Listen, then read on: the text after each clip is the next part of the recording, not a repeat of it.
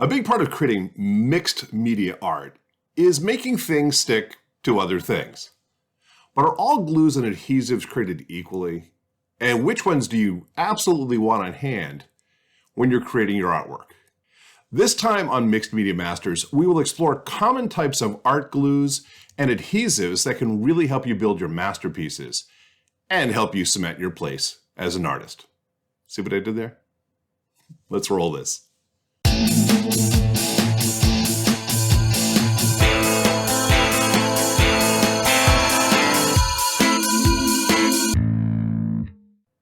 Hello makers, and thanks for joining me here at Mixed Media Masters. You know, as an artist, I'm always looking for effective ways to stick things to other things. Since a huge portion of my output is collage and paper art, I need glues and adhesives that will create a good bond without wrinkling or messing with the pieces I'm working on. There are a lot of different glues out there, and for the purposes of this video, I want to focus predominantly on those glues and adhesives that we can use in paper and some mixed media art. My most common gluing go-to is a simple glue stick. One of the things I like about glue sticks that I use, and these are the generic Amazon Basics sticks, which I buy in bulk, is that they're cheap, plentiful, easy to use, and they stick well. There are other glue sticks like this from Elmer's, and the only difference I can see between them is a slight price difference. If you search Amazon at the time this video is being made, for the cost of the Elmer's glue stick is around 45 cents a stick, and if you buy the Amazon Basics in bulk, you can get them for as little as 26 cents a stick. Now, personally, I wouldn't be surprised to find that they're both manufactured in the same factory. But either way, it's not going to be the glue that breaks your bank. One of the things I appreciate most about these glue sticks is the disappearing purple color that takes out the guesswork on whether or not you're spreading the glue around and getting good coverage. The purple is a chemical called cresstophyllene, which is only visible in the presence of water. This means that when the glue dries, it dries clear and largely invisible. I have noticed that if you spread the glue on thickly to glue down lots of small pieces, it can leave behind a bit of a sheen when seen from certain angles. However, one of the possible cons of using glue sticks is that it's a simple water-based paste at the end of the day. I have noticed that from time to time, some of my older pieces might suffer from loose or pieces that are falling off, but I think a lot of that can be attributed to what I refer to as PGT. For that reason, you can also find glue sticks that are formulated to be more permanent. Now, when creating paper art, it might be hard to determine the long-term effectiveness of a water-based glue versus a permanent glue unless the artwork gets totally submerged in water. At that point, I'm going to go out on a limb and guess that the glue you used might not be your biggest concern. These glue sticks from Scotch come in at about 80 cents per stick. And I find that the whiteness of the glue does make it harder to see where the glue has been applied. I also find that with these particular glue sticks that it's rather gummy and doesn't spread on the pieces being glued down as well.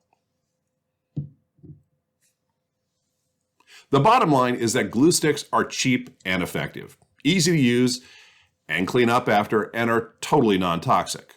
One of the bigger challenges I face using glue sticks is that when I'm trying to glue down particularly small pieces, you generally end up getting more glue on your fingers than on the pieces you're gluing. For this reason, I've been exploring glue pens more and more. Now, the initial advantage of a glue pen is that it does give you much greater control when applying glue to smaller pieces of paper. In most cases, the glue in glue pens is what we refer to as PVA glue, which stands for polyvinyl acetate, which is the primary component in most of the school glues like Elmer's that we grew up with. Obviously, the pen shape makes it more convenient to control the flow of the glue and make sure it gets applied to just the piece we want the glue on. I've run into a few different types of glue sticks, including these, which require you to give it a little squeeze from time to time in order to get the glue pushed down to the tip. These larger glue pens work more like markers and allow you to rely more on gravity to feed the glue to the tip so that you get good coverage and adhesion. Again, I would say that personal preference is going to win the day here as to which type of glue pen you might choose to use. I would say that the only possible downside is that the glue is wetter than the paste in the glue sticks, and that can affect the paper being glued, especially if it's thin or wrinkles easily if it gets wet. All that considered, glue pens will sit in a drawer for several years without drying out, last for a while when being used, and cost about 90 cents each when bought in bulk. As mentioned previously, polyvinyl acetate-based glues are a fairly common, non-toxic, and serve a variety of artistic purposes. In some cases, PVA glues can be a little bit more permanent and certainly have a stronger bind than most glue sticks. That said, they are also wetter, which can affect the pieces to which the glue is being applied. Perhaps the king of the PVA glues is Elmer's white glue. Elmer's comes in a couple of different formulations, including extra strong formula, which may be more effective for crafts use. Elmer's also offers a clear PVA glue and also one that contains cryptophyllene so that you can see the purple color when applying it, but it dries clear. The bottom line is that PVA glues are great for so many applications. Again, they're wetter than glue sticks, and that can make a difference in some cases depending on what you're gluing. However, the glue can also be put in a dish and be applied using a paintbrush and even thinned with a little water if needed. By the way, if a glue or other product claims to be non-toxic, that doesn't mean the same as edible. It basically means that it won't kill you. I have little doubt that drinking Elmer's or any other type of glue is going to make you regret your decision. Which brings us to... Originally formulated using natural latex rubber and solvents to keep it pliable, rubber cement has been a workhorse in art creation and adhesive needs for over 100 years. Unlike most PVA glues, rubber cement is toxic, and that includes its fumes, and it's highly recommended that it get used in a well-ventilated area. One of the advantages of using rubber cement when gluing paper is that it doesn't technically wet the paper because most of the solvents evaporate fairly quickly. That said, I have noticed on several occasions that the solvents might affect the dyes used in certain papers and create a bit of a bleed. While there are several different brands of rubber cement available on the market today, our friends at Elmer's are the most popular choice, with a 4-ounce pot going in for about $4. While rubber cement brands come with their own applicator brushes, it can still be a big challenge to cleanly apply the glue to smaller pieces of paper without making a mess. However, one solution is to use a small paintbrush instead of the built-in applicator. You can also buy rubber cement thinner, which makes it easier to spread. Just be cautious you don't thin it down so much that it loses its adhesive qualities. The rubber cement thinner will also help remove substances like ballpoint pen ink if needed. One plus for using rubber cement is that if you get additional glue on your artwork, in most cases it can be easily rubbed off using a finger. By simply finding the area of adhesion and running your finger over it several times, the glue will roll up into little balls that can then be brushed off the artwork. I will mention that when I recently bought a few bottles of rubber cement at my local Target, I needed to show ID, presumably to prove that I wasn't planning on sitting in my car in the parking lot and huffing them. By the way, if rubber cement is your drug of choice, please get help. I can't imagine that will end well. While they may not fit every need, glue dots can be a time-saving and relatively mess-free way to glue things together. One of the nice things about glue dots is that they can be used to glue other materials such as foam, glass, plastic, even metal, as well as paper.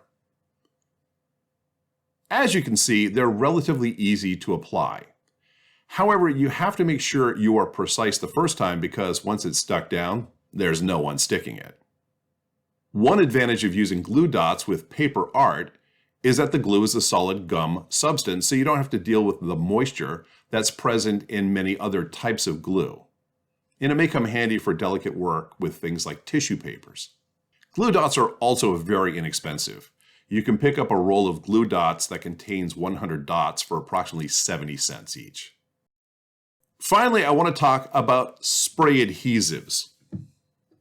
Again, these are solvent-based glues, which are designed to be used in a well-ventilated area. Most spray adhesives are also highly flammable as well as being toxic to breathe. That said, spray adhesives can be incredibly useful when working with larger pieces and can be used to create temporary or permanent bonds, depending on how it's being applied. For example, if I were to spray one side of a piece of paper with Elmer's Craft Bond or a similar product like Scotch Spray Mount, it allows me to create a tacky piece of paper that I can apply and then reposition if necessary, kind of like a Post-it note. However, if I were to spray the adhesive on the paper that I'm sticking my piece to as well, I basically create a two-part adhesion that will create a permanence between those two pieces when they are stuck together. Because spray glues are generally solvent-based, they don't wet the paper, therefore they're more likely to be non-wrinkling. But as I mentioned earlier, sometimes the solvents can mess with different paper coloring and dyes. So be certain to check with a sample first before fully committing to spraying your artwork with adhesive sprays. Like with most things, there's no right answer for which glues you will want to use for your projects. These decisions are going to be based on your specific needs as an artist and what outcome you're looking for. However, it doesn't need to be that complicated. When doing paper art, in most cases, you need something that will provide simple adhesion. I would encourage you to play around with these different glue options to see which ones are most comfortable for you to use and best fit your artistic needs. I'll leave links for each of the products that we've discussed below, and you can certainly feel free to check them out if desired. Thanks so much for dropping by the studio today. And if you got some benefit out of what you saw here, feel free to hit the like button. It really helps us out. Also, if you want to know what's happening in abstract and modern art creation, at Mixed Media Masters, we tackle different topics every single week. And we'd love to spend more time with you. So please feel free to hit the subscribe button and even click the bell so you can be notified when new videos drop. Check out this recent video we did building a cut paper masterpiece. Thanks, and I'll see you next time.